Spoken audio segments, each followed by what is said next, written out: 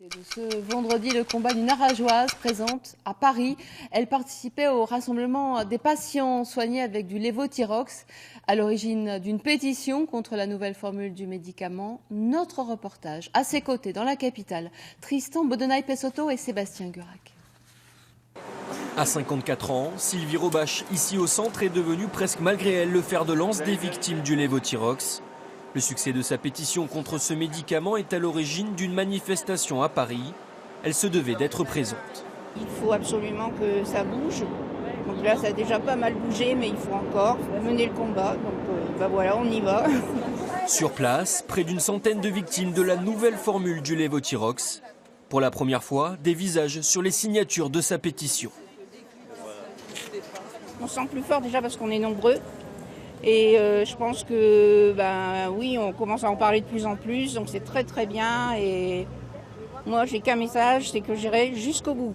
Voilà. Avec Sylvie Robache, des femmes elles aussi victimes d'effets secondaires, fatigue, crampes ou douleurs intestinales, toutes se sont reconnues dans sa pétition. Le nouveau dosage ne fonctionne pas. Donc qu'est-ce qu'on fait? On attend, on souffre en silence, on meurt en silence. C'est ce qu'ils veulent. J'espère qu'il y ait vraiment un déclic et que au ministère de la Santé, dans les laboratoires et dans les services spécialisés des hôpitaux, on comprenne que les malades ne racontent pas n'importe quoi. À la conférence de presse, les médias ont répondu présents. Autour de la table, une députée européenne, Michèle Rivasi, alertée par la situation. Mais il y a urgence. Il y a eu énormément de déclarations des patients avec les effets secondaires. Et là, les gens ont signé cette pétition. Ça a fait bouger les lignes. Il y a de quoi être fier, franchement. Ouais, c'est une fierté, c'est vrai. Ce soir, une réunion a lieu avec la ministre de la Santé, Agnès Buzyn. Les malades vont plaider pour un retour sur le marché de l'ancienne version du médicament.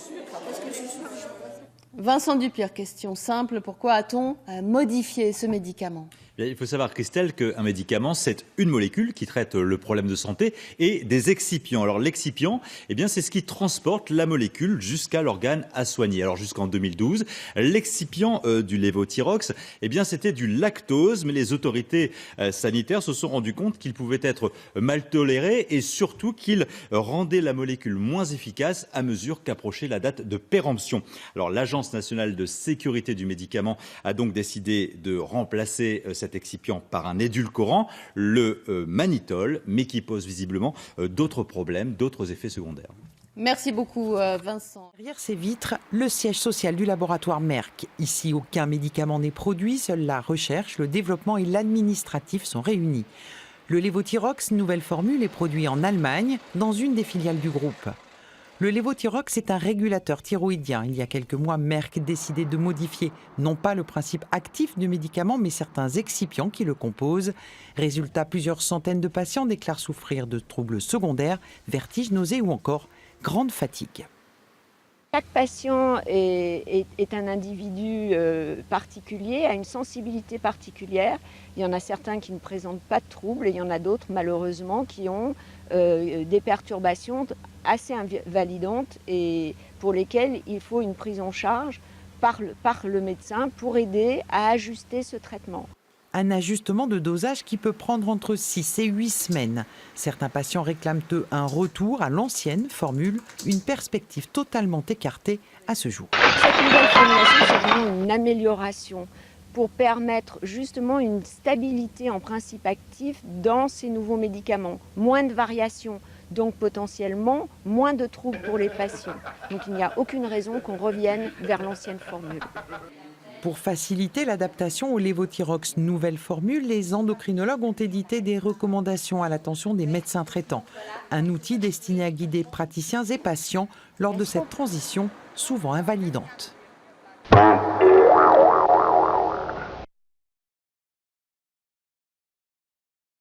Une semaine dans cette pharmacie du Pas de la Case en Andorre, la clientèle française défile au comptoir. Venues du Tarn-et-Garonne, du Gers ou de Toulouse, toutes ces personnes souffrent de troubles de la thyroïde. Elles ont choisi de faire jusqu'à 5 heures de route aller-retour pour trouver leurs médicaments. Je viens chercher mon lévothyrox parce que depuis que je prends la nouvelle formule, ça fait 6 mois que je le prends et j'ai que des soucis en fait. Quel genre de soucis? J'ai des crampes le matin quand je me lève, on dirait une mamie de 90 ans. Et je suis sûr que la mamie elle marche mieux que moi. J'ai des chutes de cheveux, des bouffées de chaleur perte de mémoire. Donc voilà. Quand vous ne dormez plus, que vous êtes mal, que vous avez des vertiges, et c'est pas, non, on ne peut plus. Et on transpire de la tête aux pieds. C'est pas possible. Désormais introuvable en France, l'ancienne composition du lévothyrox avec lactose et sans mannitol de substitution est toujours commercialisée en Espagne sous l'appellation Euthyrox. C'est là que s'approvisionne cette pharmacie andorrane qui ne peut répondre à toute la demande. A priori, l'Espagne commence à avoir des ruptures, en tout cas chez certains grossistes. Donc du coup, on ne reçoit pas du tout ce qu'on voudrait pour satisfaire la demande, pour aider ces patients qui sont désespérés. Et donc non, effectivement, on ne reçoit pas tout ce qu'on voudrait et on ne sait pas jusqu'à quand on va en recevoir. Après la France, c'est toute l'Europe qui devrait passer à la nouvelle formule du lévothyrox en 2018. À moins que la réaction des patients ne pousse les laboratoires Merck et les autorités sanitaires à revoir leur copie.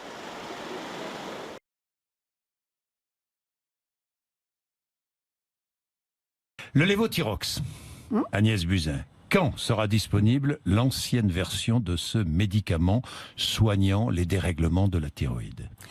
Alors, d'abord rappeler que cette ancienne version, on ne la réserve qu'aux patients qui vraiment n'ont pas pu s'habituer à la nouvelle version et qui ressentent des effets secondaires très très invalidants. Ceux qui sont bien avec le nouveau médicament, ce nouveau médicament est excellent, il est plus stable. C'est pour ça que l'ANSM avait d'ailleurs demandé une modification de formule. Donc le nouveau médicament, surtout si on est bien avec, il ne faut surtout pas en changer.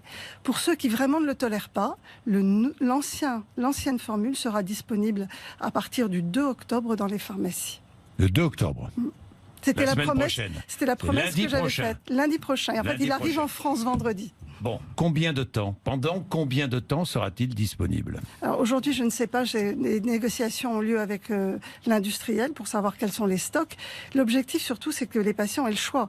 Pourquoi il y a eu cette crise autour du lévothyrox? C'est parce que les patients, non seulement n'ont pas été prévenus du changement de formule, mais en plus, le laboratoire avait un monopole et donc les malades n'ont pas pu changer. Et moi, je comprends le désarroi quand on n'est pas bien avec un produit de ne pas pouvoir essayer un autre médicaments à la place.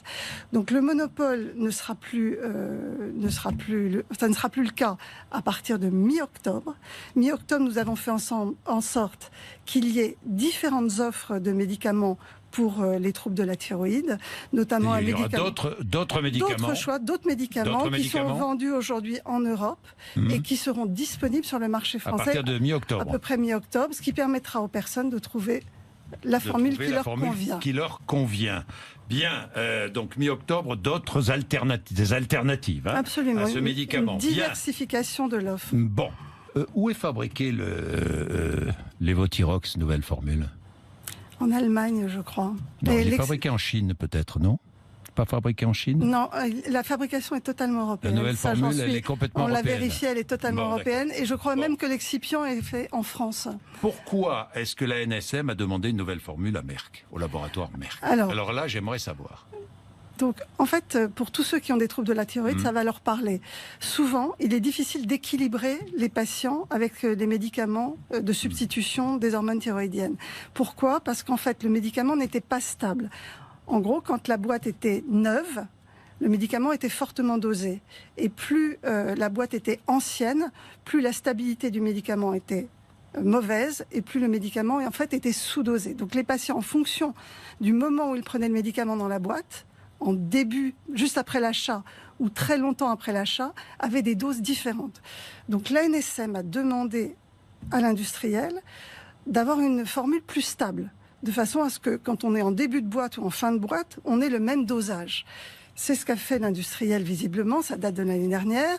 Les nouvelles boîtes ont été mises en vente en avril et au fur et à mesure que les patients achetaient ces nouvelles boîtes en mai, juin, juillet, certains ont commencé à ressentir des effets secondaires. Beaucoup de ces effets secondaires sont liés à la difficulté à équilibrer la dose. Donc on a dit aux patients, allez voir votre médecin et rééquilibrez votre traitement. Et puis d'autres... Le médecin n'avait pas de réponse, souvent. Agnès Buzyn. Le pharmacien non plus d'ailleurs, n'avait pas de réponse à apporter aux patients. Alors, le pharmacien et les médecins ont été prévenus du changement de formule, mais n'ont probablement pas suffisamment écouté le désarroi des malades qui disaient « j'ai beaucoup d'effets secondaires ». Comme le changement d'excipient est rarement la cause d'effets secondaires, puisque c'est un excipient très banal, je pense qu'il y a eu une sous-évaluation clairement de l'ensemble de la communauté, y compris des médecins. Aucune notice d'information n'a été donnée aux patients. Ça n'est pas le rôle de l'ANSM d'envoyer un courrier aux patients. Légalement, ils n'ont pas le droit de le faire. Mais en fait, de personne. Donc j'ai lancé une mission. Bah oui, ça c'est gênant, oui. Oui, personne. C'est-à-dire que le patient n'est pas informé, personne ne l'informe. Vous pouvez le faire par voie de presse. Oui. Mais en fait, légalement, l'agence du médicament, attendez, c'est une question de secret médical. Elle n'a pas accès aux adresses des gens pour envoyer un courrier. Donc, j'ai lancé une mission sur l'information des malades autour du médicament. Il faut impérativement qu'on trouve des solutions, qu'on puisse parler aux gens directement quand il y a ce genre de changement de formule.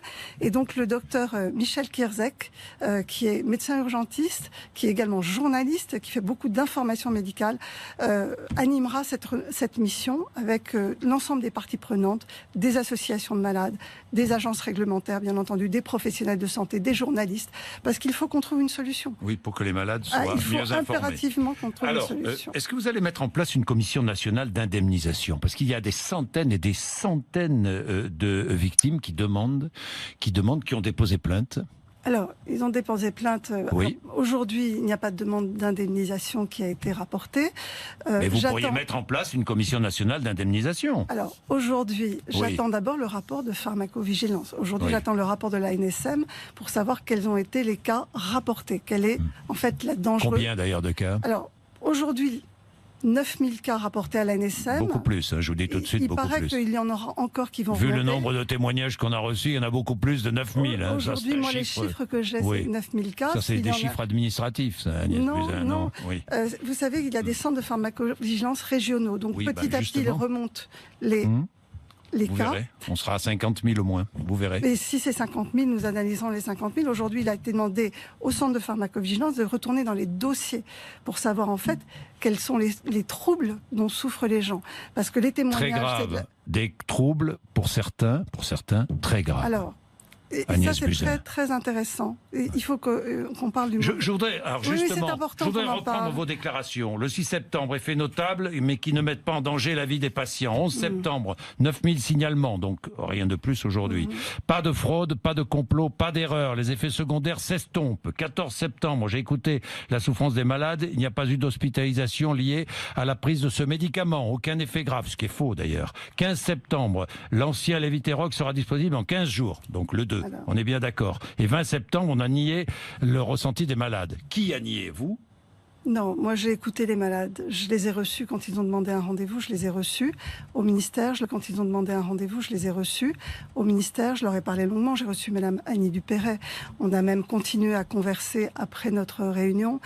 Et j'ai entendu la souffrance des patients. J'ai pris une décision en 8 jours. 8 jours.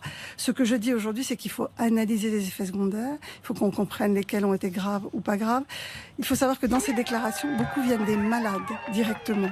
Et donc, ce qu'un malade ressent comme un effet secondaire grave n'est pas forcément grave au sens médical du terme, en termes de mise en danger. C'est grave dans sa vie quotidienne. Exactement, c'est grave dans sa vie. C'est dramatique même. Voilà, et c'est pour ça qu'il faut qu'on se comprenne avec les malades, parce que quand les médecins parlent d'un effet secondaire grave, c'est un effet secondaire qui met en jeu la vie des gens. Et donc il faut qu'on authentifie quels ont été les cas graves médicalement Commission parlant. d'enquête parlementaire. Bien sûr. Vous y êtes favorable? Toujours.